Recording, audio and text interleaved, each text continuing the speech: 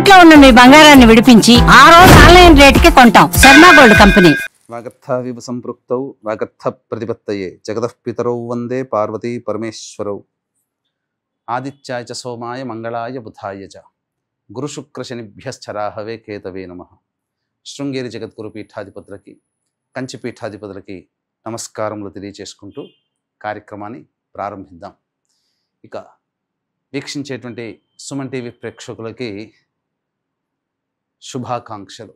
ఎందుకనంటే ప్రతి వ్యక్తి కూడాను ఏదో ఒక రాశిలో జన్మిస్తారు కదా. నవగ్రహాలలో అత్యంత శుభకరుడైనటువంటి గురుగ్రహ మార్పు 18 అక్టోబర్ నుంచి మారబోతుంది. 5 డిసెంబర్ వరకు ఉండబోతాడు. ఎందుకయ్యా గురువుకి ఈ గ్రహ మార్పు అనేటువంటిది, రాశి మార్పు జరుగుతుంది కదా గురువు, ఎందుకంత ప్రాధాన్యత అని అంటే, గురువు ఉచ్చస్థితిలో ఉండేటువంటి కర్కాటక రాశిలోకి మారుతున్నాడు. 18 అక్టోబర్ వరకు గురుగ్రహము కొన్ని రాశుల వారికి మంచి, కొన్ని రాశుల వారికి చెడు ఫలితాల్ని ఇవ్వడం జరిగింది. తర్వాత తనకి తాను అత్యంత శుభప్రదమైనటువంటి ఉచ్చస్థితి అయినటువంటి కర్కాటక రాశిలోకి గురుగ్రహ మార్పు ఉండబోతుంది.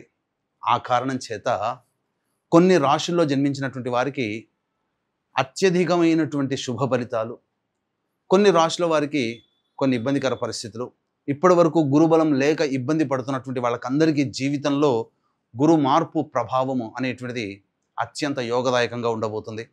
వివాహం కాని అబ్బాయిలు అమ్మాయిలకి, కొన్ని రాశుల్లో జన్మించినటువంటి వారికి జీవితంలో శుభ ఘంటికలు మోగబోతున్నాయి. ఎన్నాళ్ళ నుంచో ఎదురు చూస్తున్నటువంటి శుభ పరిణామాలు మీ జీవితంలో రాబోతున్నాయి. కాబట్టి వీక్షించేటువంటి సుమన్ టీవీ ప్రేక్షకులందరూ కూడా ఈ గురుగ్రహ మార్పు ప్రభావం వలన 12 రాశుల్లో జన్మించినటువంటి వారికి ఏ విధంగా ఉండబోతుందో తెలుసుకునే ప్రయత్నం చేద్దాం. ఇక మిగతా గ్రహాల యొక్క స్థితిగతులు కనుక చూసినట్లయితే, శని యాజ్ యూజువల్గా మీనరాశిలో, అలాగే రాహువు కుంభరాశిలో, కేతువు సింహరాశిలో స్థితి పొంది ఉండడం జాతకరీత్యా. ఇక ప్రధానంగా రవిగ్రహము గురుగ్రహంతో పాటుగా 18 అక్టోబర్ నుంచి 16 నవంబర్ వరకు కూడా ఈ రవి తులారాశిలో సంచారం చేస్తుంటాడు. అలాగే 17 నవంబర్ నుంచి 15 డిసెంబర్ వరకు కూడా రవి ఈ యొక్క వృశ్చిక రాశిలోకి సంచారం చేస్తుంటాడు. ఇక మరొక గ్రహమైనటువంటి కుజుడు 27 అక్టోబర్ వరకు ఈ తులారాశిలో సంచారం చేస్తూ ఉంటే, 27 అక్టోబర్ నుంచి 7 డిసెంబర్ వరకు వృశ్చిక రాశిలో సంచారం చేస్తుంటాడు. ఇక మరొక గ్రహమైనటువంటి శుక్రగ్రహము 3 నవంబర్ నుంచి 26 నవంబర్ వరకు తులారాశిలో, అలాగే 27 నవంబర్ నుంచి 21 డిసెంబర్ వరకు వృశ్చిక రాశిలో శుక్రగ్రహ సంచార ప్రభావం. ఇక ఈ శుక్రుడు 3 నవంబర్ వరకు కూడా కన్యా రాశిలోనే సంచారం చేస్తున్నటువంటి ఈ కారణం చేత ప్రధానంగా ఇంతకుముందు చెప్పినట్టుగా 12 రాశులలో జన్మించినటువంటి వారికి ఏ విధమైనటువంటి శుభ అశుభ ఫలితాలు కలుగుతాయో సవివరంగా తెలుసుకునే ప్రయత్నం చేద్దాం. ఇక ఆలస్యం చేయకుండా మనం కార్యక్రమంలోకి వెళదామండి.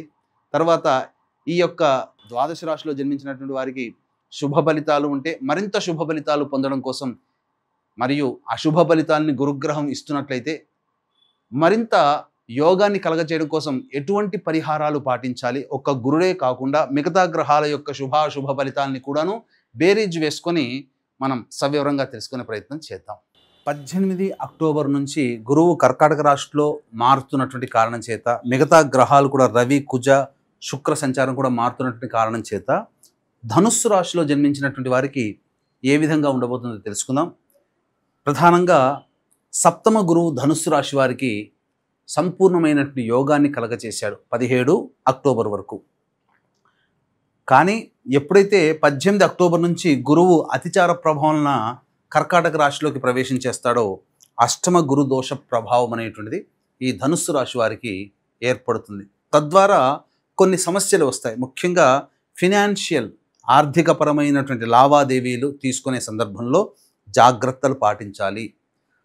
డబ్బులు అప్పుగా ఇచ్చేటప్పుడు జాగ్రత్తలు పాటించాలి. ఇంకా ముఖ్యంగా ఖర్చుల విషయంలో ఆచితూచి స్పందించి మీరు నిర్ణయం తీసుకోవాలి తప్ప ఎలా పడితే అలాగా చేయడానికి ఈ 48 డేస్ మీకు అనుకూలంగా ఉండదు.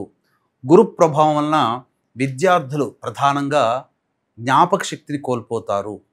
కాబట్టి ఎక్కువగా కష్టపడాల్సినటువంటి పరిస్థితి వస్తుంది. చదువులో కొంత వెనకడుగు వేస్తారు, అందులో తప్పదు.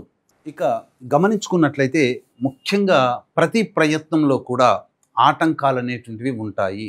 పూర్తిగా సంబంధ బాంధవ్యాల విషయంలో కొంత నిరుత్సాహం తప్పదు. జీవిత భాగస్వామి కావచ్చు, వ్యాపార భాగస్వామి కావచ్చు, కొంత ఒడిదుడుకులు అనేటివి ఎదుర్కోక తప్పదు. అన్నిటికంటే ముఖ్యంగా ఎసిడిటీ, ఇండైజెషన్ ప్రాబ్లంతో ఎక్కువగా అనారోగ్య సమస్యలతో సతమతం అవ్వాల్సినటువంటి పరిస్థితి ఈ యొక్క ధనుస్సు రాశి వారికి గురువు సంచార ప్రభావం వలన కలిగేటువంటిది. ముఖ్యంగా ఎలాగో అర్ధాష్టమ శని దోషం ఉన్నప్పటికీ కూడా గురువు 17 అక్టోబర్ వరకు యోగిస్తూ ఉన్నప్పటికీ గురువు కూడా అష్టమ రాశిలో స్థితి పొంది ఉండడం, శని కూడా స్తబ్దుగా అంటే ఎలాంటి దుష్ఫలితాలని ఇవ్వకుండా గురుగ్రహ ప్రభావం వలన తన యొక్క సహజమైనటువంటి అశుభాన్ని పక్కకు పెట్టుకున్న గురువు ఎప్పుడైతే పక్కకు తప్పుకున్నాడో శని ప్రభావము కూడా అర్ధాష్టమ శని ప్రభావము విపరీతమైనటువంటి కొంత కష్ట నష్టాల్ని తీసుకొచ్చే అవకాశం ఈ ధనుస్సు రాశిలో జన్మించినటువంటి వారికి ఉండబోతుంది. స్థాన చలనం కలిగే అవకాశము శని ప్రభావంలో కలుగుతుంది. వాహన నష్టము కానీ ఆస్తి నష్టము కానీ జరిగే అవకాశం ఉంది. కాబట్టి జాగ్రత్తలు పాటించండి. తల్లిగారి ఆరోగ్యం పట్ల శ్రద్ధ వహించాల్సినటువంటి పరిస్థితి. ఇక 18 అక్టోబర్ నుంచి 16 నవంబర్ వరకు రవి సంపూర్ణంగా యోగించబోతున్నాడు. కుజుడు కూడా 27 అక్టోబర్ వరకు యోగించబోతున్నాడు. కాబట్టి గురువు శని ప్రభావము తప్ప మిగతా గ్రహాల యొక్క ప్రభావం అనుకూలంగా ఉన్నటువంటి కారణం చేత కొంతవరకు నిరుద్యోగస్తులకి ఉద్యోగం లభించే అవకాశం కానీ, బదిలీలు పొందే అవకాశం కానీ, లేదా ఉన్నత ఉద్యోగ పదవి కానీ, వ్యాపార విస్తరణ కానీ జరిగే అవకాశం ఉంటుంది. ఏది ఏమైనప్పటికీ కూడా ప్రధానంగా మేజర్గా చెప్పబడేటువంటి గురు శని యొక్క ప్రభావాలు అనుకూలంగా లేని కారణం చేత కొత్త కొత్త నిర్ణయాలు తీసుకోవడం అనేటువంటిది ఆచితూచి స్పందించడం చాలా మటుకు చూసుకోవాలి. ఎందుకంటే దుందుడుకుగా అనుకున్నదే తడవుగా చేసే ప్రయత్నము మీకు దెబ్బ కొట్టే అవకాశం.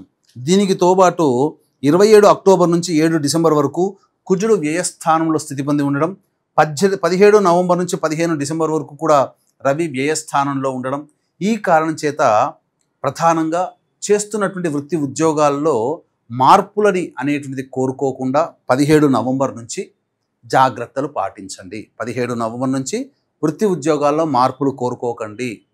నిరుద్యోగస్తులకి గడ్డు కాలము. ఉన్న ఉద్యోగంలోనే సంతృప్తితో కంటిన్యూ చేసే ప్రయత్నం చేయండి.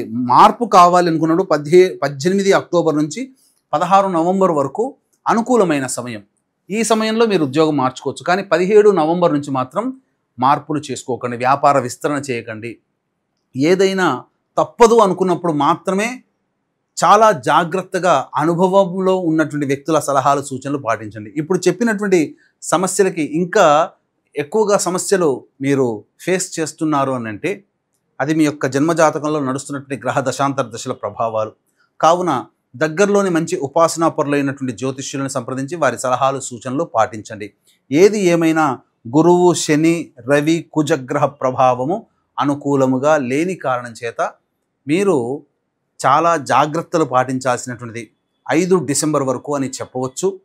ఇక దైవానుగ్రహం తప్పనిసరి. ఇట్టి దైవానుగ్రహం అందరికీ అందించాలనేటువంటి ఒక సదుద్దేశంతో మన పీఠం ఆధ్వర్యంలో ప్రతి నెల సర్వదోష నివారణ పూజల హోమాలు అనేటువంటి చేయించడం జరుగుతుంది.